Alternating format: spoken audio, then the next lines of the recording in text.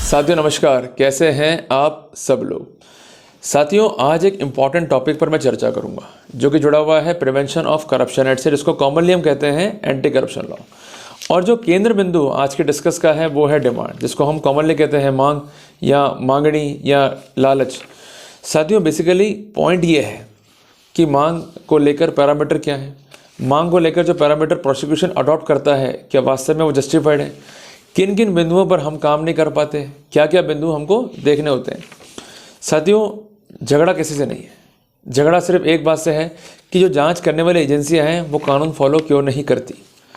जब settle parameter दिए हैं ऑनरेबल सुप्रीम कोर्ट ने, वेरियस हाई कोर्ट ने, तो उनकी धज्जियां क्यों उड़ा दी जाती हैं जांच कार्रवाई के समय। ये दुखद विषय है। अधिकांशतः कई केसों में ऐसा देखा गया है कि नियम कायदे कानून इस कॉन्टेक्स्ट में फॉलो नहीं किए जाते, जिस कारण आज का ये कंटेंट जो है मैंने लिखा है, तैयार किया है और एक एक बात को जो है हम डिस्कस करते हुए यहाँ पर चलेंगे। साथियों मेरे पास भी एक नोटबुक है, मैं भी एक स्टूडेंट ऑफ लॉ हूँ और आप भी जो है स्टूडेंट ऑफ लॉ हैं, तो हम आज साथ मिलके जो है एक टॉपिक को पढ़ेंगे और समझेंगे। सबसे पहले हम लिखेंगे हमारी कॉपी में सबसे ऊपर एंटी करप्शन लॉ। ये मैं साथ साथ इसलिए लिख रहा हूँ आपके, ताकि जब मैं नोट्स को शेयर करूँगा तो आपको जो है समझने में आसान रहेगा। और मैं जो ये कॉन्सेप्ट कंटेंट है इसका एक फ्लो चार्ट भी जो है डिस्क्रिप्शन बॉक्स में लिखवा दूंगा। साथियों उसके बाद हम लिखेंगे उसके नीचे डिमांड। और डिमांड पे हम जोर इसलिए दे रहे हैं क्योंकि डिमांड जो है ये एक प्राइम कंडीशन है for the prosecution of the accused under prevention of corruption act. अब साथियों कॉमन क्वेश्चन ये आता है आप सबका कि डिमांड क्या है, व्हाट इज डिमांड। साथियों बेसिकली एक बात समझिए, डिमांड चाहे पैसों की हो चाहे किसी भी ग्रेटिफिकेशन की हो, डिमांड डिमांड है, क्लियर है। हमारा कानून उस पर डिफरेंशिएट नहीं करता है। उदाहरण के लिए आपने ए से जो है पैसे मांग लिए कि आपका काम कर दूंगा और आप मुझे इतने रुपए दे दो। इस बात को ज़रा गौर फरमाइएगा कि आपका काम कर दूंगा आप इतने रुपए दे दो, इसका मतलब कोई काम जुड़ा हुआ है उस पैसों से। There must be a nexus, there must be a connectivity between work and the alleged money demanded as prime. Clear हो गया। तो हमें कुछ एक आइडिया लग रहा है यहाँ पर। दूसरी बात यह कि हमने कहा भाई पैसे नहीं चाहिए, आप एक काम करो मैं सिंगापुर जाऊँगा, मेरी टिकट बुक करा दो, या मुझे कोई आप क्लोथ जो है लेके दे दो, या कोई मुझे आर्टिकल जो है लेके दे दो, मैं काम करवा दूंगा आपका। तो वहाँ पर पैसे नहीं है बट डिमांड है वैल्यूएबल आर्टिकल्स की, जो कि है ग्रेटिफिकेशन के अंदर। क्लियर है।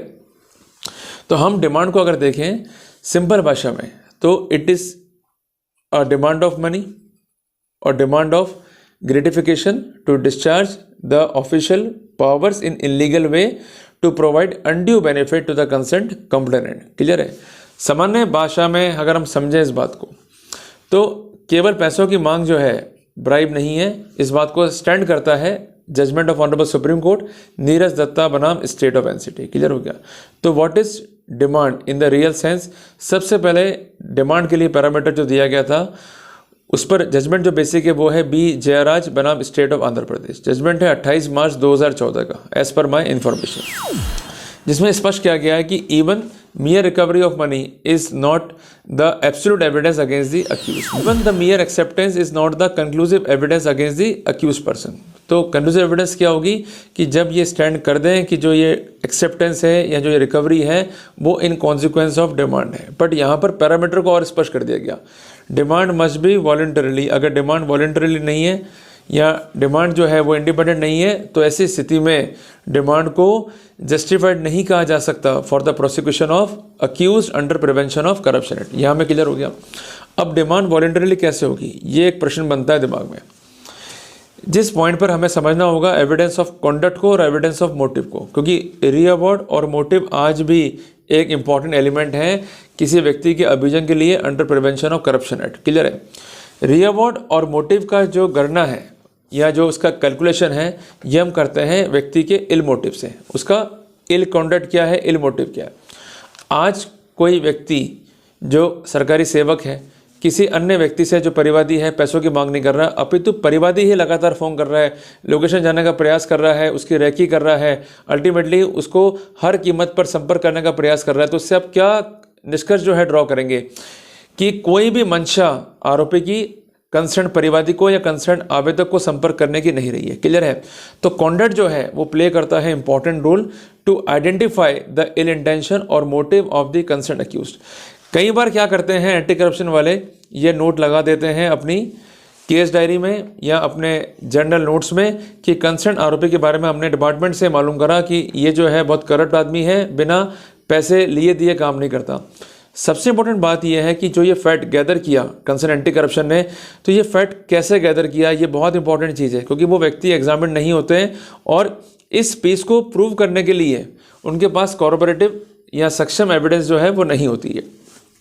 आप एक बात ध्यान रखिएगा, evidence of bad character of accuse is totally irrelevant as per the protocol of Indian evidence act. इस बात का भी आप जो है विशेष ध्यान रखिएगा कि जो कुछ भी रिकॉर्ड पर आ रहा है by the prosecution in the form of facts, ये प्रोसिक्यूशन को ही प्रूव करने हैं बियॉन्ड डाउट। अगर वो अपने फैक्ट्स ही प्रूव नहीं कर पा रहे हैं तो ऐसे सिनेरियो में ये नहीं कहा जा सकता कि कंसर्न आरोपी जो है वो जिम्मेदार हो जाएगा। साथियों, एक बात का जो है विशेष ध्यान रखिएगा कि सिर्फ पैसों की मांग या ग्रेटिफिकेशन की मांग अपने आप में जो है पर्याप्त नहीं है, जो मैंने आपसे कहा है। ऐसी एविडेंस होनी चाहिए कि डिमांड जो है वो वॉलंटरीली है, डिमांड जो है वो जुड़ी हुई है मोटिव से, और मोटिव को इंडिकेट करेगा कंसर्न आरोपी का कंडक्ट। जब आरोपी संपर्क नहीं कर रहा है, आरोपी आपको कम्युनिकेशन नहीं कर रहा है, तो कैसे ये मान लेंगे कि कंसर्न आरोपी का इल इंटेंशन है। सबसे इंपॉर्टेंट बात जो आपको ध्यान में रखनी है कि जो कंसर्न आरोपी है उसके पास क्या काम पेंडिंग है, क्योंकि मोटिव जो है वो जुड़ा हुआ है पेंडेंसी ऑफ वर्क से। अगर पेंडेंसी ऑफ वर्क नहीं है तो उस पर कई जजमेंट है ऑनरेबल सुप्रीम कोर्ट के कि वहाँ पर कोई मोटिव नहीं मान सकते कि कंसर्न आरोपी कंसर्न ग्रेटिफिकेशन को या कंसर्न ब्राइब को लेने का इच्छुक हो। तो हमको ये सारे पॉइंट जो है कलेक्ट करने हैं हमारी कॉपी के अंदर। सबसे पहले बात कि हमारा डिमांड का नेचर क्या रहा है, मीन्स हमारा कितना कम्युनिकेशन है, वॉलंटरीली है या नॉन वॉलंटरीली है। दूसरी बात यह कि हमारा मोटिव क्या है। तीसरी बात है कि पेंडेंसी ऑफ वर्क क्या है। और चौथी इंपॉर्टेंट बात कि जो स्टोरी नरेट करी है कंसर्न प्रोसिक्यूशन को या प्रोसिक्यूशन एजेंसी को परिवादी ने, वो स्टोरी जो है कितनी सच्ची है। कई बार ऐसा होता है कि फैक्ट छुपा लिए जाते हैं। इसी सुप्रीम कोर्ट ने बार बार ये कहा है कि आप इंक्वायरी करो, पर ये इंक्वायरी करते नहीं है। ये इंक्वायरी करने की बजाय केवल एक ही बात पे जोर देते हैं कि ये रिपोर्ट आ गई, ये रिकॉर्डर पकड़ो और उसकी रिकॉर्डिंग करके ले आओ, हम जो है एफआईआर काट देंगे। इसको बोलते हैं द प्रोसीडिंग इन एंग्जाइटी। जबकि सुप्रीम कोर्ट ने ललिता कुमारी बनाम स्टेट ऑफ यूपी के फैसले में ये स्पष्ट किया था, निर्णय है 12/11/2013 का, कि आप इंक्वायरी होल्ड करो, जल्दबाजी मत करो, फैक्ट्स को कंफर्म करो, उसके बाद जो है आगे बढ़ो। अगर आप यही आइडेंटिफाई नहीं कर पा रहे हो कि मामला बन रहा है या नहीं बन रहा है, तो ऐसे सिनेरियो में आप प्रोसेस का जो है अब्यूज़ कर रहे हो। कई बार होता है कि रिपोर्ट बहुत देरी से है तो वहाँ भी जांच करनी है। यहाँ तक की स्थितियाँ स्पष्ट है कि अगर रिपोर्ट में देरी है करीबन 90 दिन की, तो आपको जो है वहाँ पर ड्यू इंक्वायरी होल्ड करनी है। जबकि ये लोग जो है कैजुअल इंक्वायरी होल्ड करते हैं। इवन पैरामीटर है प्रिवेंशन ऑफ करप्शन एक्ट की धारा 8 के प्रोविजन में कि कॉज ऑफ एक्शन से 7 दिन के भीतर मैटर जो है रिपोर्ट हो जाना चाहिए, तब भी जो है एजेंसियाँ इस पर जोर नहीं देती हैं। तो इसलिए आपसे मैं निवेदन कर रहा हूँ कि जब आप नोट्स बनाने बैठो इन पॉइंट्स के ऊपर, तो इन सब पैरामीटर्स को जो है विशेषतः ध्यान में रखो। इसके लिए एफआईआर का जो कॉलम नंबर 3 है, कॉलम नंबर 6 है, कॉलम नंबर 7 है, कॉलम नंबर 8 है, ये काफ़ी इंपॉर्टेंट है। इसके अलावा एक बात ध्यान रखिएगा कि जो रिकॉर्डिंग हो रही है वो किस रिकॉर्डर से हो रही है, जो कंसर्न रिकॉर्डर है उनका क्या स्पेसिफिकेशन है वेरिफिकेशन रिपोर्ट में।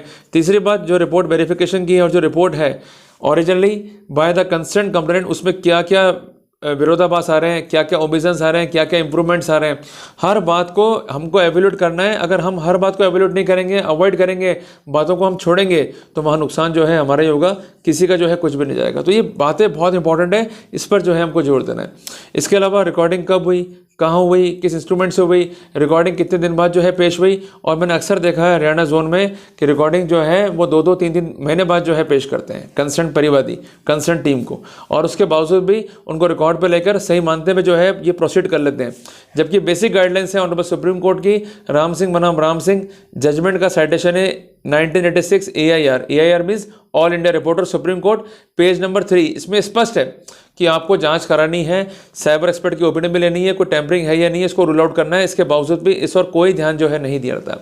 तो इसलिए मैं बार बार कह रहा हूँ आप सबसे, बातें बहुत छोटी, पर अगर हम ही नहीं बोलेंगे, अगर अपनी आवाज़ हम ही नहीं उठाएंगे, तो कोई भी आपकी आवाज़ नहीं उठाएगा। ये बात दिमाग में सेट कर लेना। आपको अगर दिमाग में जॉम है कि हम वकील बुक कर लेंगे बड़े से बड़ा और अच्छा वकील बुक कर लेंगे, हमको बचा के रह जाएगा, इस जॉब में मत रहना। अगर हम अपनी हेल्प नहीं कर सकते तो इवन ईश्वर भी जो है हमारी हेल्प नहीं कर सकता। इसलिए खुद हमें कर्म करना होगा, नोट्स तैयार करने होंगे और एक एक पॉइंट पर जो है काम करना होगा। साथियों, इसी क्रम में हम अब सीक्वेंस को जो है फाइनल करते हैं कि जब हम डिमांड को जो है कंक्लूड कर रहे हैं, सबसे पहले रीड द रिपोर्ट। दूसरी बात, उसमें क्या काम का मोटिव बताया गया है, उस पर क्या झूठ बोला परिवादी ने, उसको आइडेंटिफाई करें। जो परिवादी का स्टेटमेंट है उसकी रिपोर्ट में, और उसके बाद जो फर्स्ट रिकॉर्डिंग हुई है जिसको हम कहते हैं रिकॉर्डिंग ऑफ वेरिफिकेशन, उसमें क्या वेरिफिकेशन है उसको देखें। उसके बाद बनती है वेरिफिकेशन रिपोर्ट, उसको देखें। और उससे जो पहले के दो फर्दे हैं उसमें क्या वेरिएशन आ रहा है उसको देखें। उसके बाद जो सीक्वेंस आ रहा है उस सीक्वेंस में सबसे इंपॉर्टेंट है पोस्ट ट्रैप का रिकॉर्डिंग, और वो रिकॉर्डिंग में क्या डिमांड आ रहा है और क्या सिक्वेंटल आ रहा है और क्या मिसमैच है उसको देखें। और इसके साथ साथ तकरारदार या आवेदक के बयान क्या है रिकॉर्ड पे उसको देख लें। साथियों, ये इंपॉर्टेंट चीज़ें हैं to find out the real motive, the real greed on the part of concern accused. क्योंकि फॉर्मूला क्या है इस चीज़ का, उसको समझिएगा कि कंसर्न अक्यूज्ड पब्लिक सर्वेंट होते हुए अगर अपने पद का दुरुपयोग करता है और पद का दुरुपयोग करते हुए कोई लालच की मांग करता है, जिसको हम कहते हैं अनड्यू एडवांटेज, तो ऐसे सिनेरियो के अंदर वो जिम्मेदार होगा यदि कोई अनड्यू फेवर जो है उसके द्वारा किया गया और उसके अगेंस्ट में उसने कोई ब्राइब लिया है। ब्राइब माइट बी मनी और might be a gratification. Clear है? तो ये बातें जो है हमको दिमाग में रखते हुए चलनी है। तो जब भी आप नोट्स बनाओगे, जैसे मेरे नोट्स तो यहाँ तैयार हैं, आपको करना क्या है, अपने नोट्स के अंदर सबसे पहले आप चार्जशीट लेके बैठो अभियोजन की, सबसे पहला काम ही करना है। और हम वापस सीक्वेंस देख लेते हैं। सबसे पहले हमको पढ़ना है रिपोर्ट, उसके बाद हमको पढ़ना है वेरिफिकेशन का रिकॉर्डिंग, फिर हमको पढ़ना है वेरिफिकेशन का रिपोर्ट, और वेरिफिकेशन रिपोर्ट पे बहुत जोर देती है सीबीआई, इस बात को जो है विशेषता ध्यान रखिएगा। उसके बाद जो एफआईआर कटा है उस पर क्या स्थितियाँ आ रही हैं। उसके बाद जो पोस्ट ट्रैप का रिकॉर्डिंग है वो इंपॉर्टेंट है, और जो पोस्ट ट्रैप में हमारा अरेस्ट है या हमसे रिकवरी है वो प्रोसीडिंग जो है काफ़ी इंपॉर्टेंट है। और इसके अलावा सैंक्शन जो है वो काफ़ी इंपॉर्टेंट है। और जो परिवादी व अन्य गवाह के बयान हैं, जो इस केस के सो कॉल्ड आई विटनेस हैं, उनके बयान जो है महत्वपूर्ण है। उनमें क्या क्या वेरिएशंस हैं वो हमको चेकआउट करने हैं in light of judgment of honourable Karnataka High Court Mahesh PS बनाम स्टेट ऑफ कर्नाटका। जजमेंट है 24 मई 2023 का। क्लियर है? तो ये बहुत स्मॉल सी बातें हैं, बट चीज़ें समझेंगे तो ही फ़ायदा मिलेगा, चीज़ें हम नहीं समझेंगे तो नुकसान जो है हम ही खाने वाले हैं। क्लियर हो गया? तो जल्दी मिलेंगे फिर अपन एक नए टॉपिक के साथ। मेहनत कीजिएगा, वर्कआउट कीजिएगा, और आप वर्कआउट खुद करेंगे तो आपको आनंद भी जो है अलग ही लेवल का महसूस होगा। क्लियर है? तो जल्दी मिलते हैं फिर अपन एक नए टॉपिक के साथ। टिल देन, जय हिंद, जय भारत।